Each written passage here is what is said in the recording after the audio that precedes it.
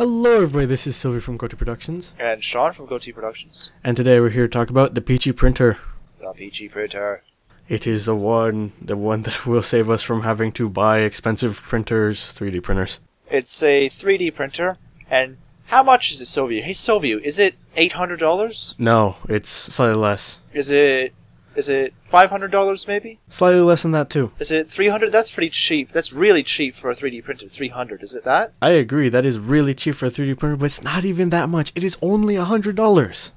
Now surely this can't be true. Oh, but it is. By the way, we aren't paid by Peachy Printer. No, as much as we'd like to be. I wouldn't even want to be paid by Peachy Printer. I would just want to get a Peachy Printer. That would make my day. That'd be just peachy, huh? Yeah, that's... Oh boy, I wonder how many of those puns are going to end up here. Alright, well, for those of you that don't know, it's a project on Kickstarter. It's still being backed for the next 9 days or so, at least at the time of recording. And what it is basically it's a completely redesigned 3D printer. It's inexpensive because instead of having a platform that raises up and down and a head that moves around, the platform is water. It's just a container of water that the resin in liquid form floats on top of, and a laser hits the resin and hardens it in certain spots as the water raises, making your 3D object out of resin floating in water. Alright, and that sounds like a pretty different way of doing it. Like none of the 3D printers so far have really used that design or that idea. Sort of, it's really I sometimes hate to use this word, but it is really innovative. Yeah. Oh yeah, and because there's no moving parts at all, really. Except for the water, but that's not really a part. Water. Water. Yeah. So since there's no moving parts, it's just a laser and the resin itself and the computer software. You pay you're basically only paying for the parts, and you're just paying for the laser head and the bit of software that runs in Blender. Mm-hmm. Which, by the way, not only is this a 3D printer that will print anything that you can actually make in Blender at a really cost-effective rate as well, but it also, with a webcam, acts as a 3D scanner, so you can hold up any object and basically rotate it, and it'll model it and put it into Blender for you. Exactly. Thank you. Also, here's something that you may not have known about 3D printers. You can't just plug a normal 3D printer in and print with it. A 3D printer needs a digital to analog controller. It's like a chip that takes your digital signal and turns it to analog for the machine to move around, because the arm doesn't move around digitally, right? It moves analogically. That's a new word. I made that. Sean, 2013. I'm gonna use it all the time. You've coined that phrase or that word. Instead of needing the chip in your computer, the special hardware for it, instead it just uses your audio port. It uses your 3.5mm audio jack as an analog output. Really what this seems like to me is like it's the definition of simple. It's an easy design. Well, not really. The design seems pretty complicated. I have no idea how we managed to get the rate of flow to be accurate. Yep. They'll send analog signals down the audio cord into the thing, and it decodes on the other end without any special hardware whatsoever.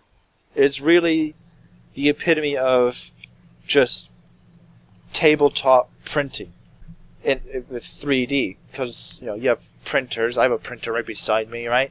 And those are boring. Those are on paper. The most you'll get 3D out of that is papercraft. Wait, papercraft. Yeah, okay. But with this, it's just a tabletop thing, no bigger than, I don't know, no taller than a screen and no wider than a screen on its side, I guess. This is something that I'm really looking forward to, particularly seeing if there can be any sort of bigger container for this in the future, because right now I'm not sure exactly what the dimensions are.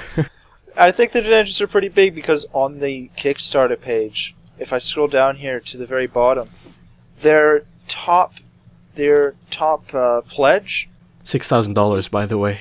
$6,000 they will attempt to print a full-size canoe. That's ridiculous. Just a full-size canoe. So I'm guessing that as long as the laser has enough range, the container can be as big as you want. Also, this canoe, because them, like us, are Canadian, eh? But I really do hope that you can get, commercially available, just like a larger container, just to use for this, because from what I've seen, you can only really make small items. But if you can make something bigger, possibly even a bigger container itself, man, how meta would that be? I need a bigger container so I can print bigger things. Oh, let me just print a bigger container. Yes. Silviu, you can't print a bigger container in You could build separate. You could print separate pieces and then just put them together. It might not be watertight, but that's what, I don't know, some sort of resin is for, or And salt water. And salt water. The thing that it floats. Yeah, I realized that when I said resin, but such is the way. Resin doesn't float on resin. That's not. Well, it just be glue. How about that? Also, the last thing about it is the resin is super cheap. If I go down to the prices here, the resin is, there we are, a liter for $60. That's pretty decent for the harder resin. There's harder resin and softer resin. There's hard and there's flexible resin. Flexible is 500 milliliters for $45. As far as like what we've seen from the video, he makes a couple things. He makes a hollow cube, a solid cube, as well as a little Dave thing, essentially his name, just made out of resin. And those are, I believe, 50 cents, 10 cents, and 2 cents respectively. And it works out to approximately 9 cents per milliliter or cubic centimeter, which is really, really good. Yeah, it's fantastic. Yeah, now I feel like someone's making fun of me, but yeah, I'm really looking forward to getting this, and you can actually get one yourself for only $100. Basically, if you pledge $100, he'll send you a starter kit as well as 100 milliliters of resin. Yeah, but you have to build it yourself. But it doesn't look that too difficult. You just need to make some kind of stand for it, put it on the stand, and you're good to go. As far as the construction goes, it says it only should take about an hour, and you don't even need really any fancy materials. You could just put it together yourself based on using things that you have around your house. So that's about it on the 3D printer. That's all I wanted to say. Is that all you wanted to say? Pretty much, except that's all I want to say without really just starting to gush over how excited I am for this product. Sean showed me the other day, and he seemed pretty excited about it. But man, I have just been thinking about this non-stop. It's really exciting, and I know that may sound weird, but yeah, I can't wait for this thing to come out. Man, that was a weird noise, don't you think? Cut the crap. No, never. Right, so it's what I do. I've been, and still am, and will be later, Sean from GoateaProductions. And I might be Silviu from GoateaProductions. We'll find out later. I'll see you next time. Bye.